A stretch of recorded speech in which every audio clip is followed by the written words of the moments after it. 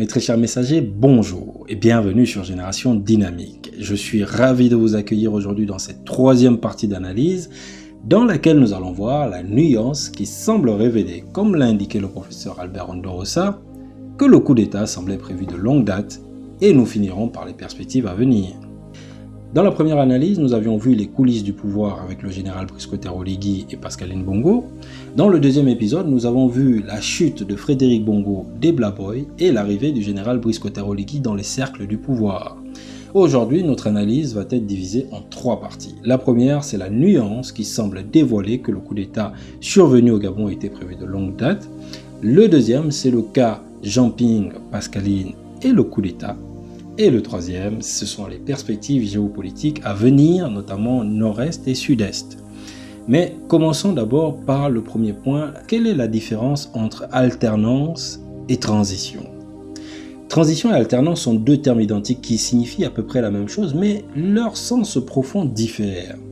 Alternance signifie succession régulière entre deux éléments ou situations différentes. Donc, dans alternance, on a cette notion de cycle et de répétition. Prenons un exemple, l'alternance entre le jour et la nuit, l'alternance entre les saisons, saison sèche, saison de pluie, l'alternance entre inspiration et expiration. Maintenant, parlons un peu de la transition. Le mot transition signifie un passage graduel d'un état à un autre, d'une situation à une autre. Donc, il y a ce qu'on appelle un processus graduel et souvent non linéaire. Et donc, si on prend un exemple de transition, c'est la transition de l'enfance à l'âge adulte. Donc, alternance est différente de transition. Et ça l'est d'autant plus si on ramène cette question sur la notion politique. C'est-à-dire que alternance politique signifie une alternance entre des partis politiques au sommet de l'État lors d'élections présidentielles législatives dans une démocratie. Prenons un exemple, le président Diomaye Faye qui a succédé au président Macky Sall à la suite d'une élection présidentielle. Donc là, on parle d'alternance. Or, quand on parle de transition, il y a cette notion de rupture avec ce qui fut. Donc la transition désigne le passage graduel d'un régime à un autre, souvent sans passer par des élections. Prenons un exemple de transition, la transition du Mali, celle du Burkina ou celle encore du Niger, où on a des présidents de transition qui sont en général des militaires et des premiers ministres qui sont des personnes civiles. Donc, si on revient à ce schéma, on comprend très bien que alternance politique, donc il y a cette notion de cycle, est différente de transition politique où on a cette notion de rupture. Dans l'un, on a des élections présidentielles et dans l'autre, on n'a pas d'élection du tout. Et donc, quels sont les trois scénarios possibles d'une transition politique? C'est ce que nous allons voir ensemble maintenant. Le premier scénario, c'est le décès du président de la République. On peut avoir une transition lorsque le président décède, auquel cas, donc c'est la transition qui est assurée par un collège composé du président du Sénat, de l'Assemblée nationale, du ministre de la Défense, selon la version de la Constitution du 17 avril 2023. Auparavant, c'était le président du Sénat, et donc c'était la présidente du Sénat à l'époque. Le deuxième scénario, c'est la destitution du président, c'est-à-dire que lorsqu'on destitue un président, tout de suite, on met en place une transition et cette transition, idem, est assurée par ce collège qu'on a cité plus haut. Et le troisième scénario d'une transition, c'est le coup d'État. Et donc, c'est ce que nous avons vu au Mali, au Burkina, au Niger, qui sont des pays qui sont en transition. Donc, qui dit transition, dit soit le président est mort, soit le président est destitué, soit il y a un coup d'État. Et donc, si on ramène cette question au Gabon, et qu'on essaie un peu de procéder par déduction logique au Gabon, c'est-à-dire que le président au Gabon avant l'élection, était-il décédé ? Il semblerait que non, Ali Bongo n'était pas décédé, semble-t-il. Est-ce qu'il était en voie d'être destitué ? Ma foi, non. C'est très peu probable. Le président ne semblait pas être destitué. Est-ce que le coup d'État était dans les circuits ? C'est une question qu'on peut se poser. Et donc aujourd'hui, quand on voit ce qui s'est passé au Gabon, finalement, on est en droit de se dire que peut-être que le coup d'État finalement était dans les circuits. Mais toujours est-il que ça nous amène à cette question qui est fondamentale et qui est le nœud justement de cette analyse. Et cette question, elle est la suivante. C'est-à-dire que on est en train de partir à une élection présidentielle. On est d'accord. Si le président n'est ni décédé, ni en voie d'être destitué, alors pourquoi avant l'élection présidentielle du 26 août 2023, nous parlait-on de transition et jamais d'alternance ? Je ne sais pas si vous vous souvenez, on n'a jamais entendu parler d'alternance. Je ne parle pas d'alternance 2023 qui était un mouvement qui... Non, on n'a jamais entendu parler d'alternance. Par contre, souvenez-vous, avant l'élection, on nous entendait tout le temps parler de transition. Transition ici, transition, transition, transition. Et donc, ce mot transition, on est presque tous tombés dans le poteau rose, en fait. Enfin, je sais pas comment dire ça, mais on était dedans. Moi-même, je dois avouer que j'étais dans transition. Sauf que, qui dit transition, dit qu'il n'y a pas d'élection. Et donc, pourquoi parler de transition alors qu'on part à une élection? C'est ce que nous allons voir tout de suite en prenant un exemple très concret, c'est celui de Jean Ping. Écoutez un petit peu l'interview que le président Jean Ping a donné quelques temps avant, on va dire à peu près un mois avant l'élection présidentielle qui devait se tenir au Gabon. C'est-à-dire qu'on a l'impression que le calendrier de la transition était déjà quelque part programmé d'avance. Et écoutez un peu ce que le journaliste va d'abord dire à Jean Ping et ce que Jean Ping lui-même va rétorquer au journaliste, et c'est très intéressant. Écoutez. Alors je crois que vous appelez à la mise en place d'une transition dont vous pourriez prendre la tête, mais est-ce qu'on ne risque pas de vous reprocher de vouloir vous installer au pouvoir sans passer par les urnes ? Vous installer au pouvoir sans passer par les urnes. Donc vous voyez déjà que le journaliste confirme que quand on parle de transition, c'est-à-dire qu'il n'y a pas d'élection. Et donc le journaliste lui-même vient de le confirmer. Il pose la question à Jean Ping et voici ce que Jean Ping répond. Bon, d'abord, je ne sais pas qui vous a dit que j'ai à demander une transition à laquelle... Non, c'est dans les circuits. Jean Ping nous dit que la transition est dans les circuits. Et c'est quand même étonnant. De quel circuit nous parle Jean Ping? Des circuits politiques, des circuits officieux, des circuits maçonniques. En fait, de quel circuit nous parle-t-on? C'est-à-dire que on va à une élection présidentielle et on nous parle de transition. Or, on a vu tout à l'heure que transition, qui dit transition, dit qu'il n'y a pas d'élection. Mais poursuivons. Certains officiels auraient déclaré que nous sommes prêts à aller à une élection avec une transition avec une durée de 5 ans conduite par M. Ping. Alors, il nous dit certains officiels, mais qui sont ces officiels? Est-ce que ce sont des officiels français, des officiels gabonais, des officiels américains, chinois? Qui sont ces officiels? Et je ne sais pas si vous avez remarqué le bug de Jean Ping. Il dit certains officiels ont dit qu'on est prêt à aller à une élection. Et là, tout de suite, au fait, il bug. Au fait, il se dit mais mince, au fait, on ne parle pas d'élection là. Au fait, et là, il revient. Il dit élection, transition. Regarde, et je repasse un peu, et écoutez un peu ce que Jean Ping va dire. Et écoutez le bug de Jean Ping. C'est dans les circuits où certains officiels auraient déclaré que nous sommes prêts à aller à une élection avec une transition avec une durée de 5 ans conduite par M. Ping. C'est faux? Pardon? Non, ce n'est pas faux. Ce n'est pas faux, je n'en sais rien. On dit qu'on a dit. On dit qu'on a dit. Vous avez vu, Jean Ping lui-même, il a bugué sur la question de la transition et la question de l'élection. Et donc, toujours est-il qu'on va s'intéresser un peu à Jean Ping pour poursuivre notre analyse. C'est-à-dire que Jean Ping, c'est le candidat malheureux de l'élection de 2016, suite à laquelle s'était suivie une période, on va dire, d'instabilité qui avait pris son fondement, en tout cas, dans le contentieux post-électoral qui avait suivi cette élection. Et du coup, Jean Ping avait été maintenu en résidence surveillée pendant presque 7 ans. Et 4 mois avant l'élection, on lui a donné son passeport pour qu'il se rende à Paris. Donc, nous y voilà. C'est-à-dire que le 12 juin 2023, Jean Ping atterrit à Paris. Et donc là, on voit en quelque sorte le Jean Ping qui nous a toujours dit « j'irai jusqu'au bout ». Et 19 jours après, plus tard, Jean Ping rencontre la diaspora à Paris et lors de cette rencontre, il accuse un officiel français d'avoir bombardé en compagnie d'Ali Bongo son QG. Et donc là, on se dit, oui, Jean Ping, il est chaud bouillant, c'est quelqu'un qui est vraiment, voilà, il est partant, etc. Sauf que 13 jours plus tard, regardez vous-même. Alors dites-nous ce que vous voulez, Monsieur Ping. Est-ce que vous voulez une transition plutôt qu'une élection maintenant? Je vous dis, si une élection, qu'elle soit une transition ou autre, a pour objet de réparer le Gabon, de rassembler les enfants du Gabon, d'essayer de sortir ce pays des difficultés dans lesquelles elle est empêtrée.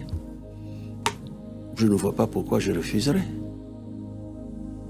Mais pour le moment, on ne semble pas s'orienter dans cette direction. Alors, vous voyez, c'est très intéressant. C'est-à-dire que non seulement il fait la distinction entre élection et transition, mais ce qui est très intéressant, c'est que on a quelqu'un qui arrive le 12 juin à Paris, qui semble vraiment chaud bouillant. 19 jours plus tard, il rencontre la diaspora et il attaque un officiel français. On se dit, le gars, il est super chaud bouillant. Et 13 jours plus tard, il donne une interview à France 24 et puis il vient nous dire, bon, si la transition a pour but de, ouais, voilà, je ne vois pas pourquoi je refuserais. Et puis, c'est comme si, au fait, Jean Ping s'était résigné. Et étonnamment, on a quelqu'un qui au départ était chaud et qui bizarrement, après 13 jours, devient tiède. Et donc, c'est là qu'on se pose la question que, mais durant ces 13 jours, entre le moment où il a rencontré la diaspora et le moment où il est venu devant justement ce média, que s'est-il passé durant ces 13 jours? Comment se fait-il que durant ces 13 jours, quelqu'un qui était chaud bouillant est finalement devenu tiède? Si vous avez la réponse à cette question, partagez-la nous en commentaire. Nous serions très intéressés d'avoir votre point de vue qui pourrait nourrir notre réflexion. Toujours est-il que Jean Ping, c'est qui? Jean Ping, c'est l'ancien compagnon de Pascaline Bongo avec lequel il a eu 2 enfants. Or, on a vu dans nos précédentes vidéos qu'il y avait une loyauté qui existait entre Brice Clotaire-Oligui et Pascaline Bongo. Aussi, on pose la question suivante, c'est-à-dire que existerait-il un lien entre Oligui, Pascaline et Jean Ping? Donnez-nous votre avis en commentaire, dites-nous vous ce que vous en pensez, ce serait très intéressant de vous lire. Toujours est-il que le 31 août 2023, la transition est lancée, comme par hasard. On parlait de transition avant l'élection et le 31 août, finalement la transition est lancée. Voilà. Et dans cette transition, naturellement, Jean Ping, qu'on a vu tout à l'heure sur le plateau de France 24, s'est dit prêt à accompagner la transition. Bon, il n'y a rien d'étonnant, il ne fait que faire ce qu'il a dit qu'il ferait. Hein? Voilà. Et donc, qui sont les grands perdants de cette transition? C'est Ali Bongo lui-même qui est assigné en résidence, Mohamed Aliou Salihou, Sylvia Bongo Ondimba ou encore Nourdine, qui sont eux en prison. Et s'il y a des perdants, c'est qu'il y a des gagnants. Et donc la question fondamentale ici, c'est que à qui profite l'arrivée du général Brice Clotaire-Oligui en tant que président de la transition? Si vous avez la réponse à cette question, laissez-la nous en commentaire. Ceci étant dit, le président Albert Ondo-Ossa, pour lui, la réponse est un peu plus évidente, car dans une interview qu'il a accordée à TV5 le lendemain du coup d'État, voici ce qu'il disait. Qui est légitime pour diriger la République du Gabon ce soir, vous ou le général Brice Oligui Nguema? Alors il faut situer les choses dans leur contexte. D'abord, ce n'est pas un coup d'État, c'est une révolution de palais. Oligui Nguema est le cousin d'Ali Bongo. Et la campagne, c'était 60 ans de Bongo, c'est trop. Les Bongo ont trouvé qu'il fallait mettre Ali Bongo de côté et poursuivre effectivement le système Bongo PDG. Et ils ont mis Oligui Nguema en avant. Derrière Oligui Nguema, nous savons qui est là. Donc c'est toujours le système Bongo qui continue, c'est pas un coup d'État. Qui est là? Derrière? Eh bien, derrière Oligui Nguema, il n'y a pas à chercher, c'est Pascaline Bongo qui est là, c'est tout. Il y a derrière Oligui Nguema, Pascaline Bongo. Et le clan Bongo continue avec le pouvoir. Donc vous voyez, pour le président Albert Ondo-Ossa, Oligui n'est que le représentant de la famille Bongo. Et donc la famille Bongo continue avec le pouvoir. Et donc on a, ce qui est d'abord, en plus ce qui est très intéressant, c'est que le président Albert Ondo-Ossa nous dit qu'il savait qu'un coup d'État était en préparation. Écoutez vous-même. C'est là que j'interpelle la communauté internationale et précisément la France, qu'elle ne peut pas se déjuger. Dès lors qu'on reconnaît, on condamne le coup d'État, on doit condamner ce qui en suit, à savoir effectivement la transition. Vous voyez, c'est-à-dire que Albert Ondo-Ossa lui-même fait ce lien entre transition et coup d'État. Parce qu'il dit que si on condamne le coup d'État, on doit condamner ce qui suit le coup d'État. Or, qu'est-ce qui suit le coup d'État? Une transition. Or, pourquoi nous parler d'une transition avant l'élection présidentielle? C'est que nécessairement, je ne vais pas aller plus loin. Continuons. Et j'ajoute que moi, je savais que le coup d'État était en préparation depuis près d'un an. Vous le saviez, vous le saviez. Alors c'est vrai que, pardonnez-moi de vous couper, c'est vrai que dimanche, au lendemain de l'élection, vous avez mis en garde le président Ali Bongo en lui disant « Vous n'avez pas la garde présidentielle avec vous, vous n'avez pas l'armée avec vous ». Je suis allé à Paris, j'ai vu le CODERCE. L'Élysée le sait. J'ai prévenu sur ce qui est passé. Maintenant, on attend la communauté internationale. Attendez, vous dites que vous saviez, que l'Élysée, la France savait qu'il allait avoir un coup d'État? Le président Albert Ondosé est allé dénoncer un coup d'État auprès de certains officiels, mais il semblerait que ça n'ait pas eu l'effet escompté. Pourquoi? Parce que un mois avant l'élection, 4 blindés précédemment suspendus ont été livrés à la garde républicaine du général Brice Clotaire-Oligui. Et la question qui se pose, c'est que c'est quand même une sacrée coïncidence. On dénonce le coup d'État depuis plus d'1 an et comme par hasard, même pas un mois de l'élection, on livre 4 blindés à celui qui finalement va faire le coup d'État plus tard. Donc, vous voyez quand même que c'est une sacrée coïncidence. Enfin, voilà, il y a des questions qui se posent. Enfin, moi, je sais pas, à vous de me dire, est-ce que peut-être c'est un couac aussi, il faut pas être complotiste, il faut pas voir aussi le mal derrière partout, peut-être que c'est un couac, une erreur, je sais pas, mais en tout cas, dites-nous en commentaire ce que vous en pensez. Toujours est-il que c'est bien beau, le coup d'État est consommé maintenant. La vraie question, c'est quelles sont les perspectives à venir maintenant? Et vous allez voir que les enjeux politiques sont les suivants. On a le côté nord et on a le côté sud-est. Du côté nord, on a le Cameroun et la Guinée équatoriale, et du côté sud-est, on a le Congo. Du côté nord, on a Paul Biya, qui est le président du Cameroun, et Théodore Obiang Nguema, qui est le président de la Guinée équatoriale. Ce qu'il faut savoir, c'est que Paul Biya, Théodore Obiang Nguema et Brice Clotaire-Oligui sont tous deux de l'ethnie Fan. Donc, d'aucuns parleraient de la création d'un État Fan à cheval entre le Cameroun, la Guinée équatoriale et le Gabon. Alors, les partisans de cette théorie, alors moi tout de suite, je ne me reconnais pas dans cette théorie, parce que je sais très bien que les Fans même du Gabon seront les premiers qui s'opposeraient à ce genre d'idée farfelue. Donc, l'idée de la création d'un État Fan à cheval entre ces 3 pays, laissons-la de côté. C'est pas une question, à mon sens, elle n'a pas grande importance. Ce qui est plus important, ce sont les 2 alternatives qui nous restent. La première, c'est la conservation du pouvoir de Brice Clotaire-Oligui, et la deuxième, la transmission du pouvoir. Vous n'êtes pas sans savoir que lorsque le président Brice Clotaire-Oligui est allé voir le président Denis Sassou Nguesso, il lui a dit « à vos ordres, monsieur le président ». Or, c'est quand même assez symbolique. Pourquoi? Parce que Brice Clotaire-Oligui est le détenteur de la souveraineté du Gabon. Lorsqu'il dit à vos ordres à Denis Sassou Nguesso, qui est un Congolais, il remet symboliquement la souveraineté du Gabon à Denis Sassou Nguesso. Or, Denis Sassou Nguesso, c'est qui? Denis Sassou Nguesso, c'est le grand-père de Junior Bongo. Donc, lorsque Brice Clotaire-Oligui dit à vos ordres à Denis Sassou Nguesso, est-ce qu'il ne remettrait pas symboliquement la souveraineté du Gabon à Junior Bongo Ondimba? C'est une question qu'il faut se poser. Et donc, ce qui est très intéressant, c'est que vous allez voir qu'il va y avoir des problèmes au Gabon, et ces problèmes vont venir justement de cette question de transmission du pouvoir. Et ça, nous allons le voir dans la prochaine analyse. Mais avant d'y arriver, je vous dirais simplement que je ne fais pas de la politique. Parler de politique ne veut pas dire faire de la politique politicienne. Parler de la cité, c'est des choses de la cité, c'est parler de politique. Voilà, c'est pas faire de la politique.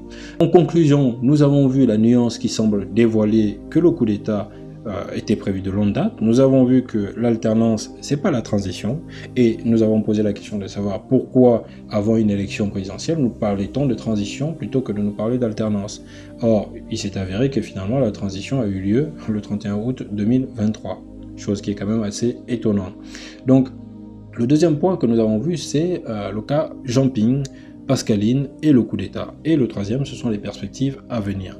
Dans notre prochaine vidéo, nous allons voir ensemble le vœu caché de Pascaline Bongo, les tensions à venir au Gabon et une frontière sud-est à surveiller de très près.